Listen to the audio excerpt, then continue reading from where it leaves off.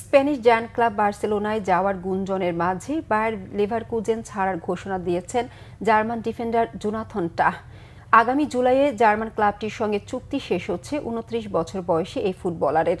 চলতি মৌসুমের পর বায়ার লেভারকুজেনের জার্সিতে আর দেখা যাবে না জোনাথন টাহকে। ক্লাবটি ছাড়ার সিদ্ধান্তের কথা জানিয়েছেন জার্মান এই ডিফেন্ডার। আগামী জুলাইয়ে লিভারকুজেনের সঙ্গে চুক্তির মেয়াদ শেষ হবে। তার মেয়াদ না বাড়ানোর সিদ্ধান্ত আগেই নিয়েছেন জার্মান ফুটবলার। এরই মধ্যে ক্লাবকে সবকিছু জানিয়েও দিয়েছে টাহ। তার বার্সেলোনার যাওয়ার গুঞ্জন রয়েছে। ক্রীড়াভিত্তিক ওয়েবসাইট ESPN এক প্রতিবেদনে লিখেছে, চলমান আর্থিক সমস্যা সত্ত্বেও এই গ্রীষ্মে একজন সেন্টার ব্যাককে দলে টানতে চায় স্প্যানিশ ক্লাবটি।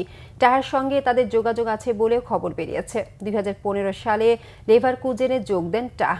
এখন পর্যন্ত দলটির হয়ে ৩৯৮ ম্যাচ খেলে ১৭ গোল করার পাশাপাশি অ্যাসিস্ট করেছেন ১৩টি। বুন্দেসলিগার রোববার সেন্ট পাউলির বিপক্ষে লেভারকুজেনের ১-১ গোলে ড্র করা ম্যাচের শেষে জার্মান সংবাদ মাধ্যম কিকারকে ক্লাব ছাড়ায় বিষয়টি নিশ্চিত করেন টাহ। বলেন, ক্লাব ছাড়ার ব্যাপারে তার কোনো সময়সীমা নির্ধারণ করা নেই, তবে এটা সম্পর্কে ক্লাব জানে।